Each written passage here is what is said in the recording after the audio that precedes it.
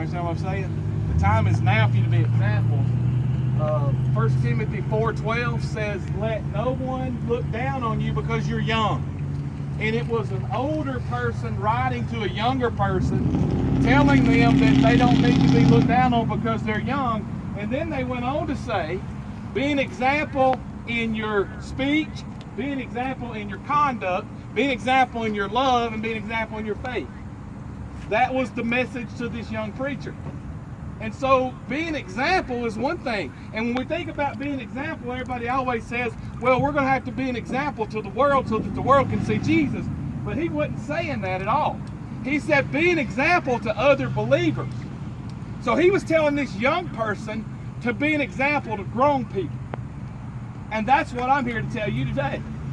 That you're to be an example now to all believers. If you've said yes to Jesus, your time is now to start being an example to everybody. In the way that you talk, it absolutely matters. And the words that you say matter, because the words that you say carry a lot of weight. In the way that you act, it always matters. The way you conduct yourself, it matters. Your conduct, the way you carry yourself, the way you love people matters. How are we to love? In John, it gives us an example that Jesus said that we're to love each other like what? Like he loved us. How did he love us?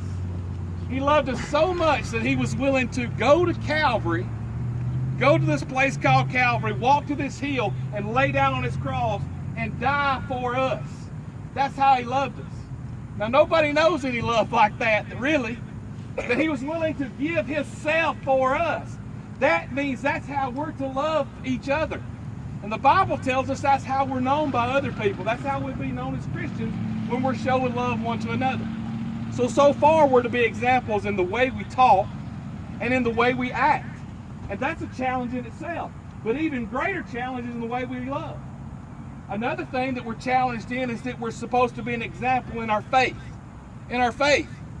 And to give you an example of what faith is, it's like standing on a high dive at a swimming pool without any water in the pool, and you jump knowing that by the time you get to the swimming pool there's going to be water. That's the kind of faith God wants us to have. It's easy just to have faith when everything's good and everything's easy. But when you remember the disciples, who was that stepped out of the boat onto the water? It was Peter, right? Peter takes a lot of hits for having a loud mouth and a foul mouth, but there was a lot of other disciples in there, but he was the only one that said, Lord, if it's you, tell me to come to you. He stepped out of the boat while everybody else was still in the boat. So there is faith there. Now he ended up sinking because he took his eyes off Jesus. That's a whole nother message in itself. So we're to be examples in what we say. We're to be examples in how we act. We're to be examples in how we love each other. And that's one thing I love about Reeltown. It's because at the end of all of it, we may disagree and we may even butt heads, but at the end of all of it, love wins out around here. That's one thing I found I like that. And that just spells out one word, starts with L, family. Because that's what you do at the end of the day. There's another thing it tells us to be an example in is in purity. When we think about the obvious things and we want to giggle about purity, we may think about physical things, but it goes even deeper. It's a heart issue. When David had messed up and made all his mistakes, he later on said, Lord, create in me a clean heart. And purity is something that overflows from the inside to the out. And so we're challenged to be an example, not just to the world with the purity of our heart, but to the believers, other believers. The last thing that we're supposed to be an example in is just in the way that we live our life. Our love, our conduct, our speech, our words, but just our life in general. It's the way we're supposed to be an example to other believers. And here's what you don't know. Here's what you don't know, but I know. Every time somebody young gets excited about God and starts to do things for Him, grown people automatically are broken down. They just are.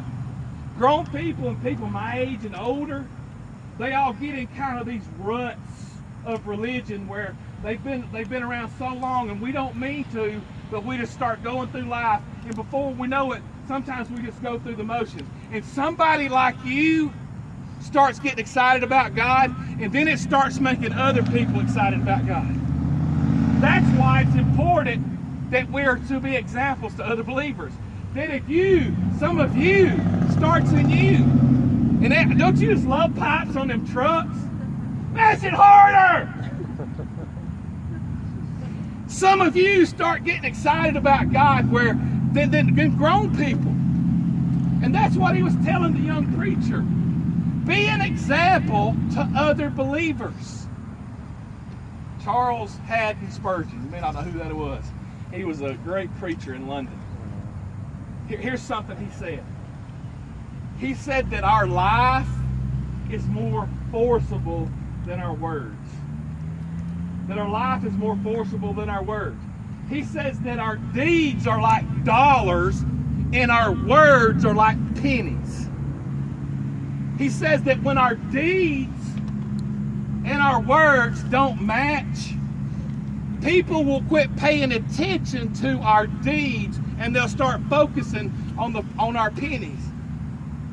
They'll see that our pennies and our deeds don't match, and they'll start following what we practice and not what we say.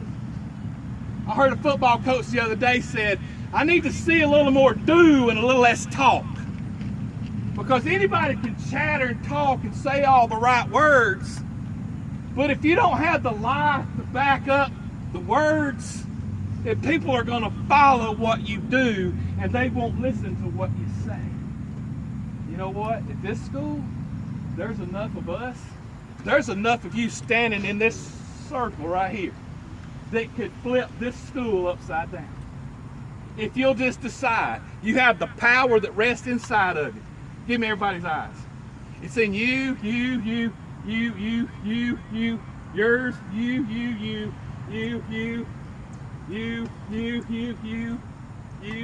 don't hide, you, every, look at, if I'm pointing at you, I'm talking to you. I tell my kids that all the time. Don't think you can hide. Don't think you can hide. Stop. Oh, I thought you were a nerdy kid. Don't. Right there, you, anybody behind you,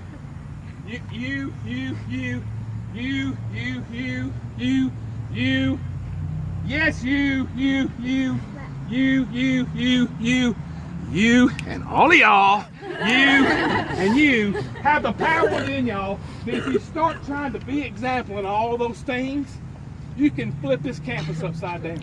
And if you flip this campus upside down, you'll flip this community upside down. If you flip this community upside down, you'll start to flip this world upside down.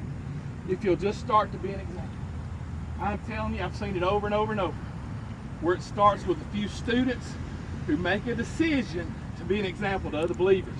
And when it happens, it'll be just like a wildfire. And it'll go and it'll go and it'll go. But it has to start somewhere. So today, before you leave, if you say, I'm one of those people, I've already said yes to Jesus. I've said yes. And I'm going to make a commitment to be an example to other believers. Not just to the heathen that don't know Jesus. Then I want you to find Coach LA. And I want you to go up to him and say, I'm going to make a commitment today to be examples to other believers. If that's what you want to do. Today, if you've never said yes to Jesus, you don't even know how to be an example to other believers. If you've never said yes to Jesus, I want you to find Coach LA before this day's over with. And I want you to say, hey, I want you to tell me how I can say yes to Jesus. I love you all. I'm glad to be a part of this school, part of this huddle, and a part of you today. Never ever let your mouth outrun your life, because people will pay attention to your life and they won't hear a thing that you say. Okay, do you want to close us?